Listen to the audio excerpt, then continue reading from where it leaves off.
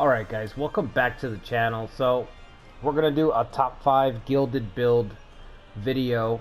So we're gonna cover the top 5 clans in the game. Now if you didn't see my gilded build video, definitely go check that out to learn how to get it off the ground. It's not too difficult. The thing with when you're making this build, right, because it is gold, it's all about amassing gold. The main thing to keep in mind is how fast can you get it off the ground. That's the main thing, because this build, unlike other builds in this game, it's gold, so it's a means to an end. Once you get this going, it's meant to facilitate another strategy. Okay, so if you haven't seen my how to build covert, how to build cavalry, how to, etc., whatever you're going for, this is, since we're talking about money, it's just literally, once you get it up and running, it's now a stepping stone to do something else. So speed is the number one thing that you need, that needs to come in mind, when you're making this build, unlike the other ones. Because there's another step, which is, okay, I have all the money, now what am I going to do with it, right? So, and you can just say, well, I'm just going to use it to accelerate how fast I get started. That's fine. But regardless of what your reasoning is, you need speed. So that's the main thing that I took into consideration for this. So with that, these clans are just going to be clans that get the conservator roles that I covered in the video, how fast they can get them. Just like I covered in the video, the clans that actually have it in this game are by design almost made to be vassals. So you're not meant to run the clans that actually have the conservator trait that's relevant to this build, or the conservator traits, I should say. You're almost always meant to be a neighboring clan that turns them, that turns those clans into vassals to get access to it. Okay, it's just the nature of the beast, and you'll see a lot of similarities with these clans in the top 5. So it's almost like it was a design choice, an intentional choice to make these locations only in a few spots on the map. So anyway, that's it. Let's get to the video. Make sure you hit the like button and subscribe if you haven't already. We're going to have more builds, more top 5s coming down. Okay, so at the number 5 spot, we've got the Ryozoji 1582 Ryozoji at the very height of their power.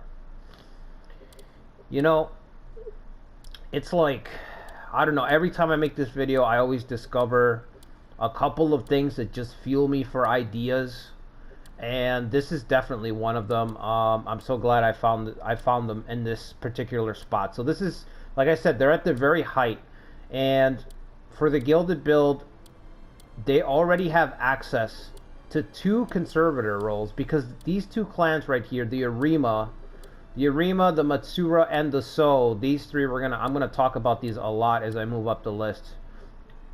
But you already have access to 2 vassals, and they're already vassals, which is crazy.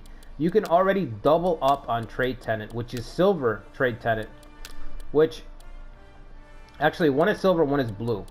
So you can already double up on these and get 25% extra gold income right off the jump, which is absolutely insane. So without doing anything at all, your monthly gold is already at 1,000.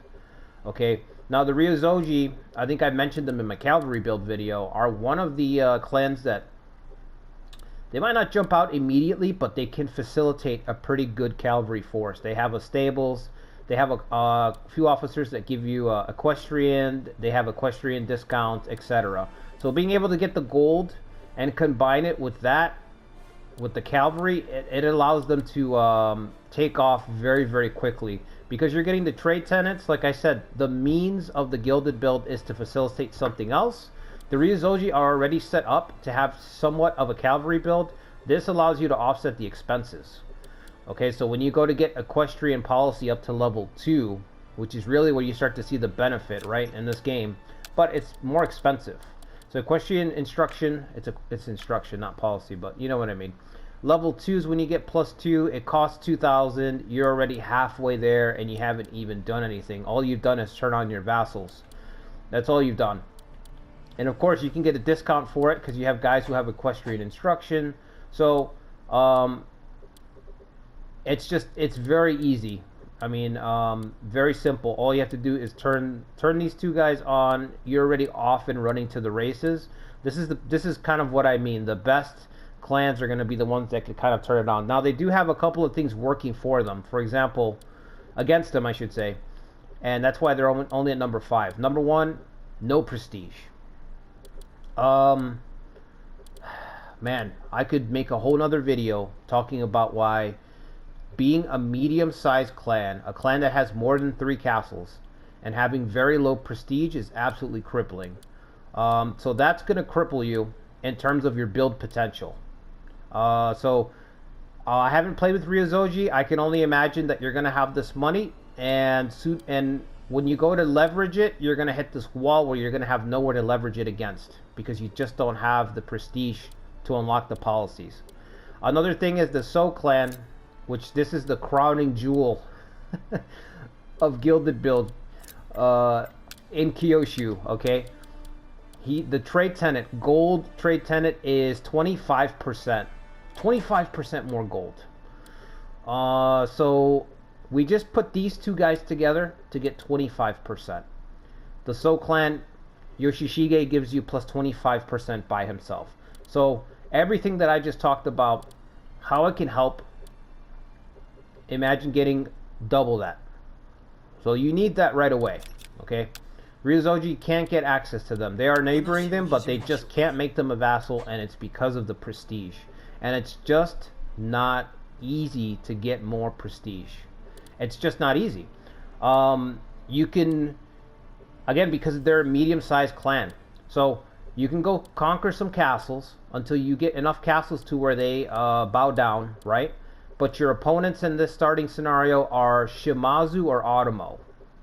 Very tough. Or Mori, okay? You could sit around and say, well, I'm going to sit around. I'm going to wait for the court to send me titles. It's going to take years. Oh, they don't even have an official post. Wow, so if you could petition for an official post, it would take years. You're going to have to wait for the court to send you something so that you can start buying your way to get an official post. Still going to take years.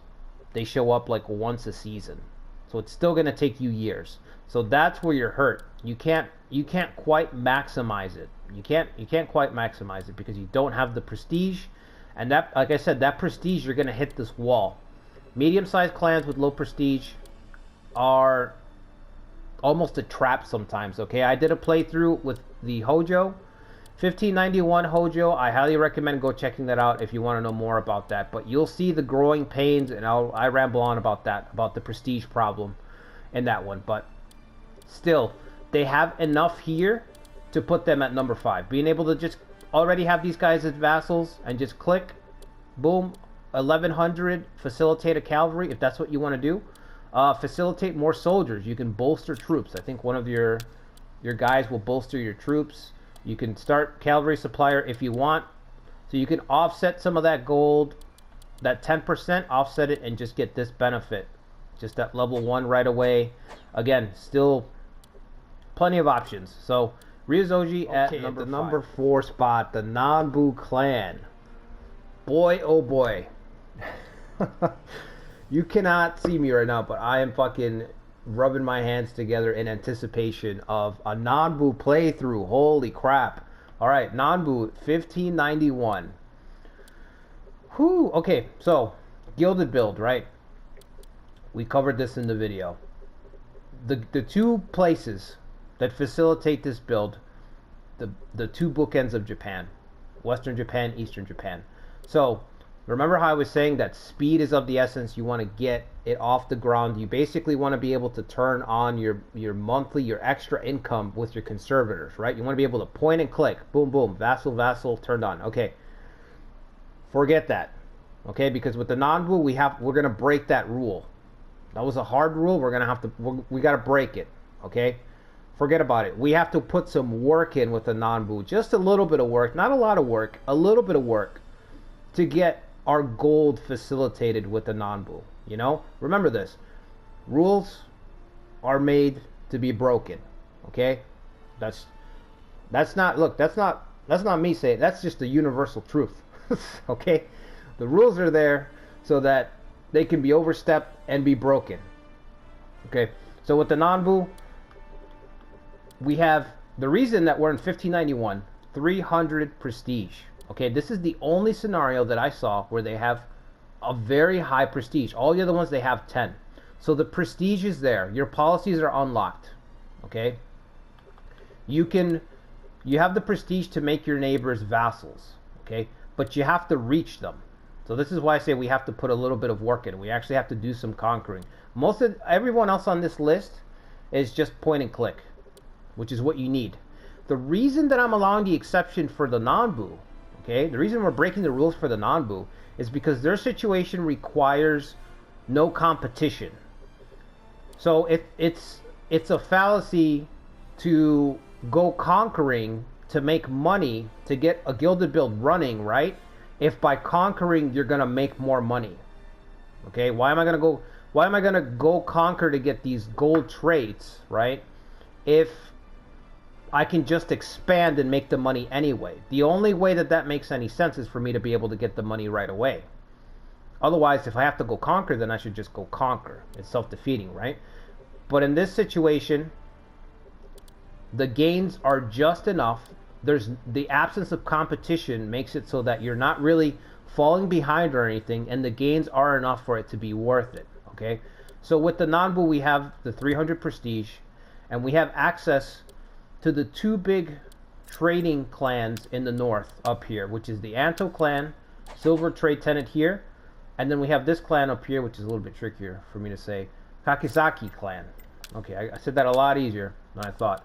Okay, so two silver traits right here, but we don't have the strength yet. We don't have enough of the troop numbers. So we do need to take at least 2 castles. So that's the only thing. If you want to try the Nanbu up here for a gilded build, you do need to take at least 2 castles to get these guys to become vassals. So my advice is, I mean, obviously to take out the Suguru. We're going to do that anyway, you know?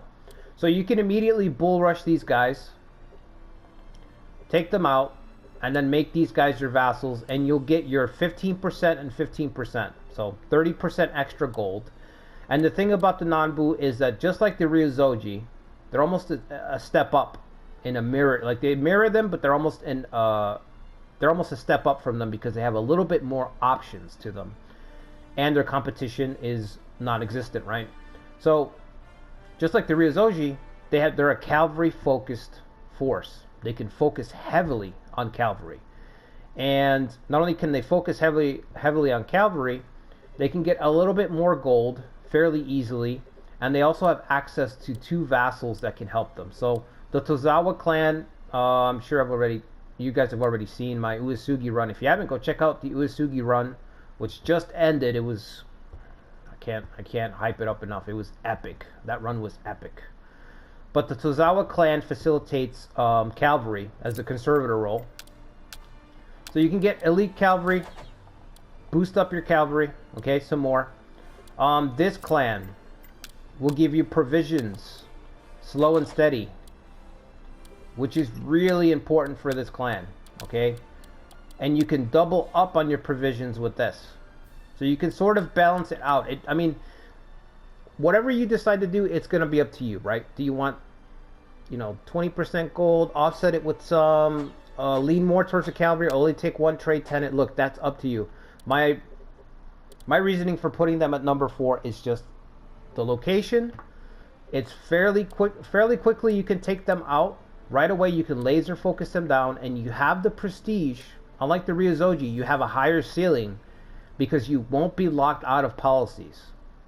So when you do get your income that starts coming in, and you already have a treasury, but when you do get your income, your 30% extra, you can immediately lean into whatever you want to do. If you want to max out equestrian policy, whatever you want to do. Like I said, this clan is leaning towards cavalry. So again, you can reach that ceiling. In a direct comparison with number 5 Ryozoji, they can reach a higher ceiling a lot faster because they have a huge treasury. They can get a little bit more gold, 30% versus the other guys, the Ryozojis, blue and silver, and they're not locked with low prestige. They're not trapped with that low prestige. Their prestige is actually set up, and you have a few more vassals. And again, you don't really have any heavy competition in the beginning. So until you choose to either fight the Date or the Uesugi, I'm kind of excited. I was looking at them and I'm like, man, Ryuzoji, actually Ryuzoji could be cool as well.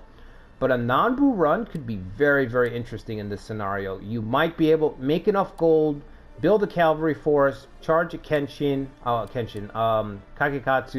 charge at Masamune, whatever you want to do. So also, you know, there's their unique clan thing. Anyway, that's besides the point. Nanbu at number 4. I mean, very interesting clan. A lot of possibilities. Not quite as efficient with getting off the ground. Like I said, there's that initial, I have to take these 2 castles. But depending on how you handle this, how fast you can do this, it can basically not matter. So, Nanbu at number 4. Okay, so now at the number 3 spot, we've got 2 clans. Okay, 2 clans. And the reason it's 2 of them is because they're essentially, when we're talking about gilded build, it's distilled into essentially the same thing. That is the Otomo, same year, 1546. Actually, Otomo, you could put, I'm going to put various because they're around far longer. 1546 Otomo, 1546 Ouchi clan. Okay, the reasoning is the same. The trade tenets from these clans, these vassals. Okay, trade tenet is, like I covered in my video, it is the strongest one in terms of efficiency. It has almost a very easy drawback. So it's the focus, and it's on the, again, bookends of Japan. They're in the western end and on the eastern end, well, northeastern end, I guess you could say. Anyway, the Otomo can just click and point. They have the prestige, and the Ouchi can do the same thing. But the Ouchi have to take a castle in order to do it. But the Otomo, see these 2 clans here? The Otomos can just click and point, and you can pretty much do this in any Otomo start, except for the later ones, of course, after they lost to the Shimazu. But you can point and click, and you can really keep going down the island if you really want to. But for this video, of course, we're just going after the trade tenet. So immediately, the prestige is there. You have the troop power. You have the treasury already, just like the Ouchi. And you just, boom, turn these on. There you go, 45%. 1,377 extra a month. And you have 2 trade ports here, of course, which trade ports are a huge deal for a gilded build. Again, if you didn't see my video, go check out how to build for gilded. Trade ports increase your cap by 1,500 commerce wherever you build them. So that's huge because of the multiplier that you're going to get from the trade tenant, right? So there's certain landmarks that you want to look out like that, like trade ports, for example. The Otomo have 2. And the Ouchi, I believe, also have access to 2. But let me make sure in case I'm remembering wrong. I can correct it here. 1, 2, yeah, 2 and 2. The Ouchi have 2 there. The Otomo have 2 there. So, 2 trade ports. Immediate access the Otomo have. Now, if you're playing as the Ouchi in 1546, you need to take this castle. You have to go to war with Iwaya Castle. That's the only thing that you have to do. So you can pretty much get your force together and send them towards this castle and take it. Once you take the castle, turn on your vassals, and then if you want to, give the castle back to the Otomo. Settle for a truce. If you don't want to commit to a Western war, but you want the vassals, just truce the castle back, and Yoshitaka's Ouchi will have the same exact thing. You literally mirror this, exactly this, as the Ouchi clan. Now, one little difference with the Ouchi that you can do if you want, okay, if you want, is when you're playing as Yoshitaka, and I would, if this is what I was doing, Yoshitaka himself has the trade tenet, the golden trade tenet, okay, which the golden trade tenet is 30% extra gold. So, what that means is that as the Ouchi, you can triple trade tenet by retiring Yoshitaka. So that's why I had to put him up here tied with the Otomo. The Otomo can point and click, the Yauchi have to take one castle, and you could get locked into a war, but you can triple trade tenant. So by playing as Yoshitaka and retiring him, 30% extra, and then you go over here, you get another 30%. That's 60% extra, and then another 15 on top of that. 75% extra gold. 1.5 times. It's whew, insane. Absolutely insane. So that's way too much. You know, I just can't ignore that. So again, the only blemish is you have to charge through and possibly get locked into a war with the Automo. Possibly.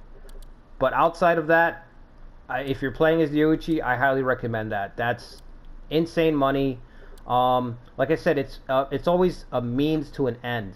You know, that's why you have to get this build off the ground very, very quickly. Because if you can't amass this build, if you have to, like, if I'm playing as, let's say, Shimazu, right? Let's say, just say Shimazu. If you're going to conquer some territory to bolster your troops and get your prestige up, and then work your way over, and then say, hey, you want to be my...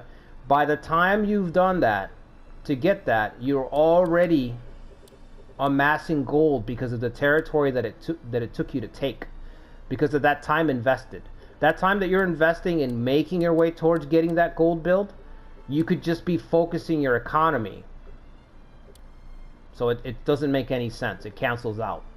You have to start making the initial gold gains early in order for it to be worth it. If you have to go to war over it and you have to get bogged down, then it doesn't matter. It cancels it out. You know, the time invested has to be zilch, you know, pretty much 0 to none time invested.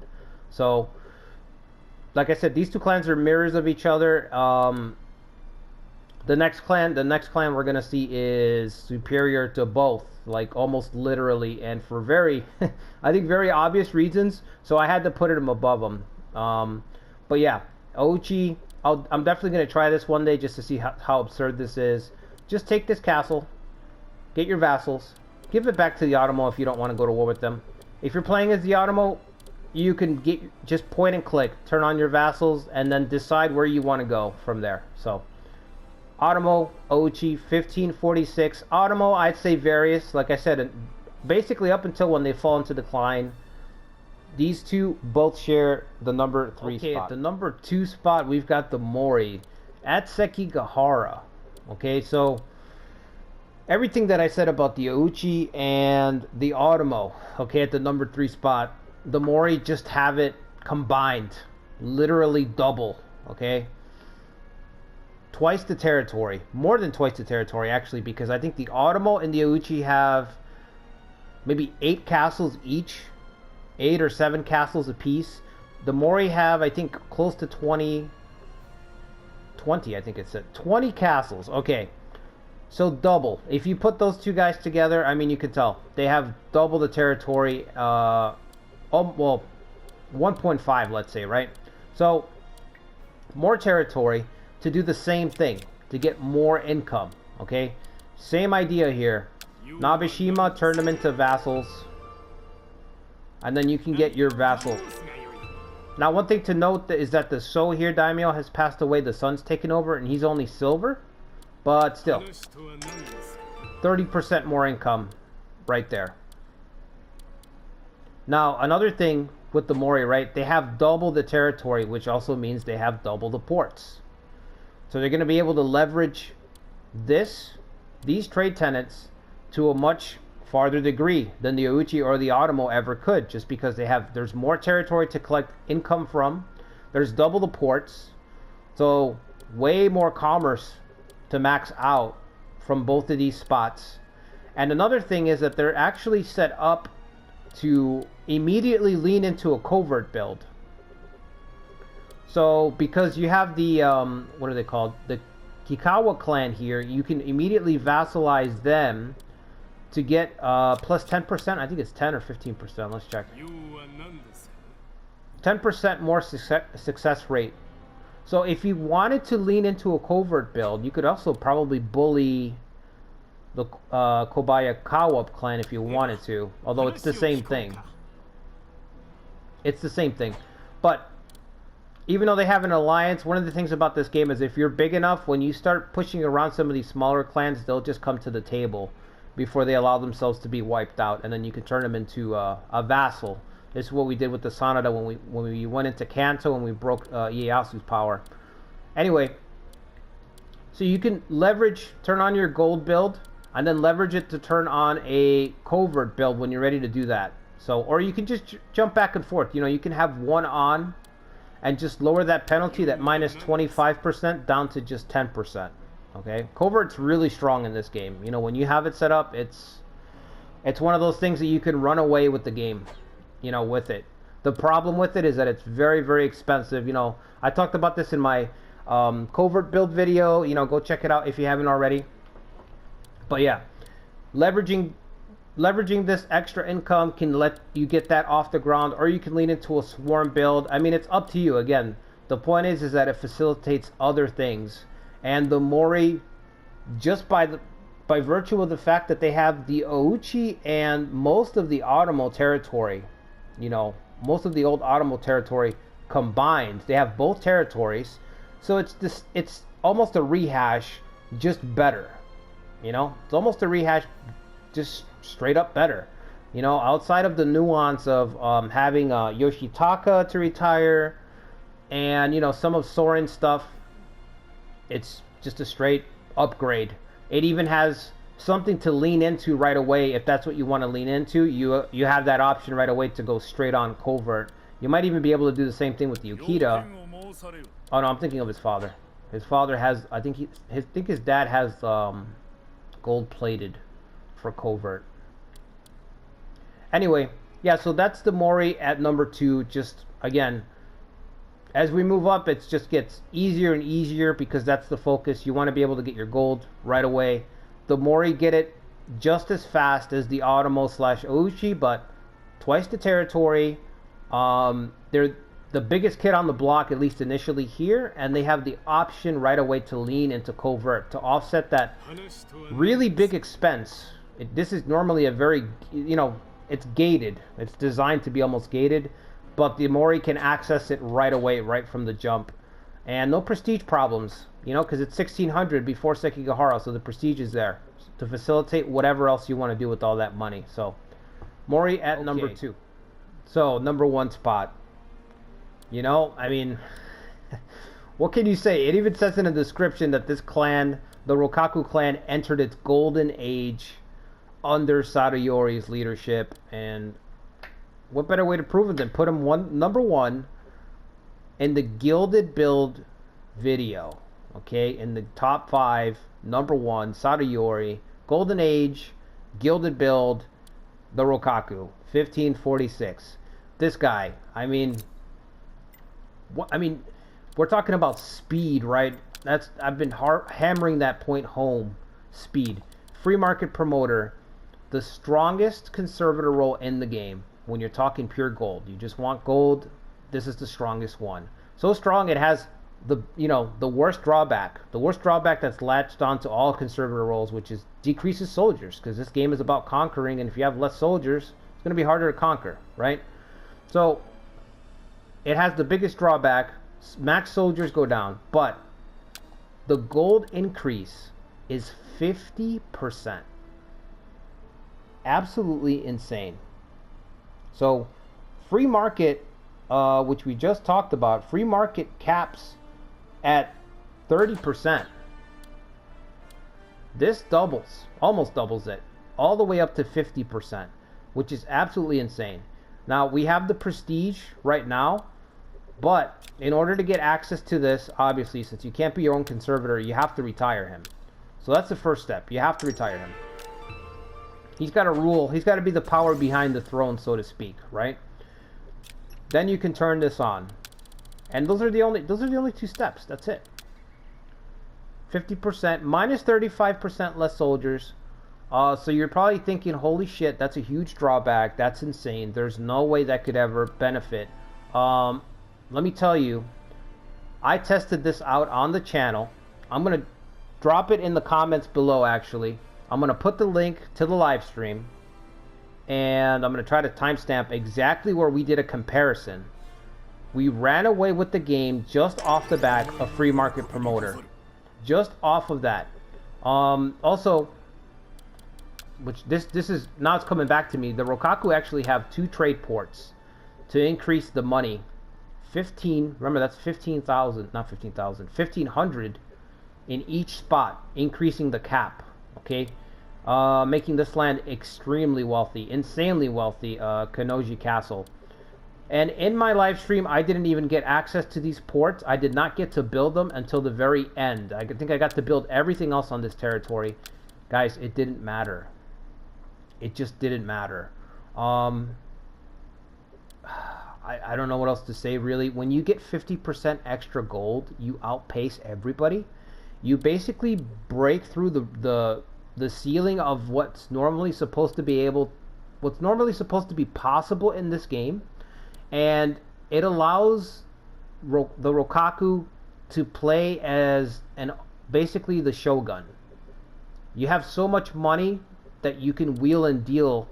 Although the Shogun has, of course, the titles and everything, but you have so much money that you can make and break alliances at a whim. You just have bucket loads and bucket loads of cash. And remember that you already start, in this start specifically, you already have 25k. And of course, this is the only start to do it, unless you're playing the fictional one where he's alive still. But this is the only one where Sadayori's alive. So this is the one where you have to do this in. But you have 25,000 gold, huge treasury already, and it's just gonna explode. Okay, 50% more gold is absolutely insane. It's insane. I myself was a doubter of this, which is why I did a live stream trying to see, okay, can we overcome minus 35% soldiers? Yes, very easily. Very easily. Gold just, the gold is enough to overcome it by a lot. So even though it didn't seem like it, and that's the reason I started it, because I wanted to see how glass cannon is this going to be? How much are we sacrificing to get this extra gold? Not much.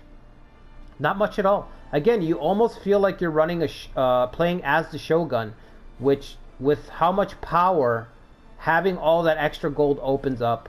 I looked at the numbers. What'll happen is you'll outpace the AI with so much gold, and that means that your buildings will be stronger. You'll be able to upgrade much sooner. You'll be able to get your policies. Basically, the main point of the gilded build, which I was talking about in the build video, which again, if you haven't seen it, go see it. I talk about all the little things that you need to do, which is not that many things, but all the things to watch out for to help you improve, put together the pieces, right? It allows you to hit those so much sooner. And when it comes to policies, you're basically running around like as a more advanced force than everyone else, as the Rokaku. It's basically like you turning on a game of Civilization or Age of Empires, and you're playing an age ahead of everybody else. That's how the Rokaku feel. That's why I say they're very close to the Shogun, in the sense that it almost feels like you're not playing the same game. You're not playing the same game as the other daimyo, because you can leapfrog ahead because your income is so insane. So what I did in that live stream, I purposely went into debt with policies because I had 25k, and I got out of the red with Sadayori's benefit. I got out of the red and started to make money after purposely putting myself in the red by getting, insane policies. Okay, so it's not like you have to wait. What I'm trying to say is you don't have to wait for this leapfrog. You can start right away because you have the prestige, and say, I'm going to get Equestrian up to level 2 or to level 3. I'm going to get Standing Army up to level 3. Whatever you desire, whatever you want to do, right? Whatever you want to do, you can pretty much cap it out. You'll only be limited by the officers. If the officers, okay, I don't have 4 guys to cap this out at level 3, because level 3 or level 4 requires 4 officers or 5 officers. That's the only place where you're going to hit a cap. But money is no issue, so it's just how you decide to max out, what you decide to max out. It's all open to you because of this clan, And because you don't have to make vassals or anything, all you have to do is turn on the conservator role.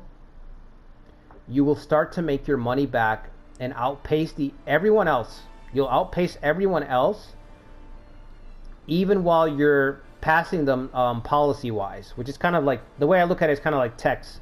Like you're out-teching everybody, and you're still making more money than them. And with the money comes the power, the ability to wheel and deal with everybody. You can pretty much bribe anybody that you want. So again, very Shogun-esque in the sense that the Rokaku in 1546, with their gilded build, which is the fastest, simplest, okay, which is what you need speed, and it needs to be simple to get this build off the ground. Theirs is the fastest, it's the simplest, and it has the most gains. You're not playing the same game. Okay? Like I said, I'm gonna put it in the comments.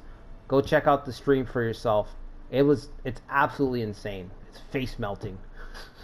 I just kept checking the info screen and seeing how ridiculous it was that I was outpacing everyone else. I wasn't outpacing by a little. I was outpacing everybody by a mile. The gap between first place, when you're playing as this clan, the gap between your income and your gold and second place is huge. It's insane.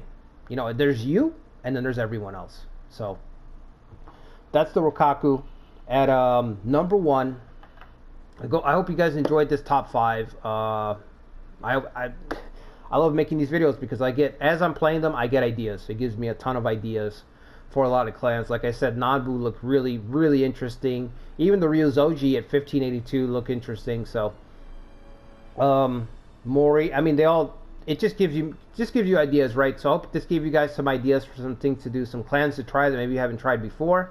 And like I said, if you can hit the like button and subscribe to the channel if you haven't already. We're going to have a lot more videos. We've got playthroughs on the channel, live stream every Saturday. So stop by on Saturday, say hello, all that stuff. Tell me that my build did not work.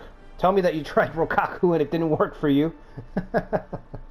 No, it should work for you. It should work for you. It worked for me, and thankfully I'm glad I live streamed it, because if somebody would have told me, I wouldn't have believed it. I would have had to test it out myself. So, but yeah, I hope you guys enjoyed the video, and I'll see you guys on the next one. Until then, take care.